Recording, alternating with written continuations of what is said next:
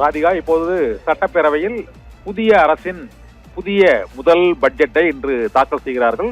இதில் மூன்று எதிர்பார்ப்பு தான் மிக முக்கியமான எதிர்பார்ப்பாக இருக்கிறது. ஒன்று, மகளிருக்கு அந்த 2500 ரூபாய் உதவித்தொகை உயர்த்தி வழங்கப்படுமா என்பது ஒன்று. அனைத்து பெண்களும் அனைத்து மாவட்டங்களுக்கும் அரசு பேருந்துகளில் பயணம் செய்ய இயலுமா என்ற கேள்வி எழுந்திருக்கிறது. அதுவும் முக்கியமான வாக்குறுதி. மூன்றாவது, சிலிண்டருக்கான பணம் வரவு வைக்கப்படுமா, 6 சிலிண்டர். இவற்றை நிதி நிலைமை காரணம் காட்டி இந்த முறை தவிர்க்குமா அல்லது இவற்றில் ஏதேனும் ஒரு அறிவிப்பாவது நிறைவேற்றுவதற்கான செயல் திட்டம் இன்றைய அறிவிப்பில் இருக்குமா என்பதே ஒட்டுமொத்தமாக இந்த நிதிநிலை அறிக்கையில் எதிர்பார்ப்பதாக இருக்கிறது. மற்றொரு மிக முக்கியமான விஷயம், நேற்று எதிர்க்கட்சி தலைவர் உதயநிதியை கைது செய்து இன்று அவைக்கு வந்துள்ள திமுக சட்டமன்ற உறுப்பினர்கள் நிதிநிலை அறிக்கை தாக்கல் செய்து நிறைவடையும் வரை அவையில் இருப்பார்களா அல்லது முதலிலேயே எதிர்ப்பு தெரிவித்து வெளியேறுவார்களா என்ற எதிர்பார்ப்பும் இப்போது எழுந்திருக்கிறது. அதிமுக என்ன செய்ய போகிறது? மற்ற கூட்டணி கட்சிகளும் இந்த நிதிநிலை அறிக்கையில் முழுமையாக வாசிக்கும் வரை அவர்கள் அங்கு அவையில் இருப்பார்களா என்ற ஒரு எதிர்பார்ப்பும் கேள்வியும் இப்போது எழுந்திருக்கிறது. அதனால் இன்னும் 5 நிமிடங்களில் தமிழக சட்டப்பேரவையில் என்ன நடக்கப் போகிறது என்ற எதிர்பார்ப்பு எழுந்திருக்கிறது. இதுவரை கடந்த அரை நூற்றாண்டு காலமாக பட்ஜெட்டை தாக்கல் செய்த திமுகவும் அதிமுகவும் எதிர்க்கட்சி வரிசையில் இன்று அமர்ந்திருந்து ஒரு புதிய நிதியமைச்சர் மரிய வில்சன், ஆர்கே நகர் தொகுதி சட்டமன்ற உறுப்பினராக இருந்த மரிய வில்சன் இன்று முதன்முறையாக அவர் நிதிநிலை அறிக்கையை தாக்கல் செய்ய இருப்பதும் மிகுந்த ஒரு எதிர்பார்ப்பை ஏற்படுத்தி இருக்கிறது.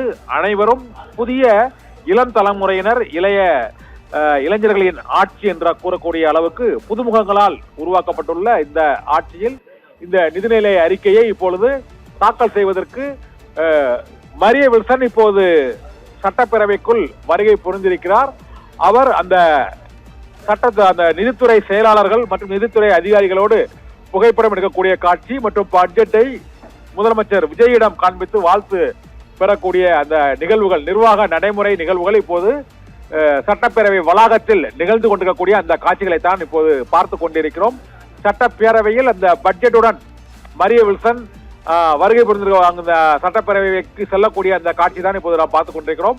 இன்று அவர் பேரவைக்கு சென்றவுடன் சபாநாயகர் ஜே.சி.டி. பிரபாகரன் திருக்குறள் வாசித்தவுடன் 2026-27 ஆண்டுக்கான அந்த முழு நிதிநிலை அறிக்கையை தாக்கல் செய்வதற்கான அந்த அனுமதியை சபாநாயகர் ஜே.சி.டி. பிரபாகரன் வழங்கியவுடன் பட்ஜெட் உரையை மரிய வில்சன் தொடங்க இருக்கிறார்.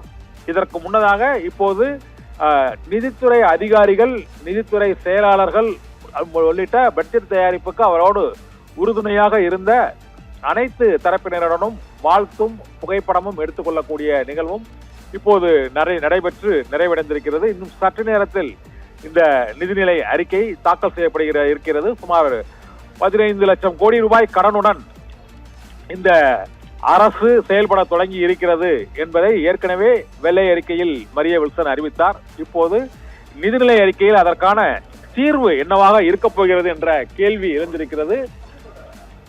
வருவாய் நிதி நிலைமையை சீரமைப்பதற்காக அந்த வருவாய் பற்றாக்குறை எவ்வளவு, அந்த வருவாய் பற்றாக்குறையை நீக்குவதற்கான அந்த நிதி செலவினங்களை சீரமைப்பதற்கான முயற்சிகளில் இப்போது அரசு எவ்வாறு ஈடுபட்டிருக்கிறது, அனுபவமின்மை என்ற ஒரு விமர்சனமும் புதிய அரசின் மீது இருந்தாலும் அனைத்தும் கணக்கில் எடுத்துக்கொள்ளப்பட்டு வாக்குறுதிகளை நிறைவேற்றுவது, புதிய திட்டங்களை செயலாக்குவது, எதிர்ப்பு மக்கள் மத்தியிலே மிகுந்த எதிர்ப்பை எதிர்கொண்டுள்ள டாஸ்மாக் நிறுவனத்தின் மறுசீரமைப்பு நடவடிக்கைகள் தொடர்பான அறிவிப்பும் இன்றைய நிதிநிலை அறிக்கையில் இருக்கக்கூடும் என எதிர்பார்க்கப்படுகிறது.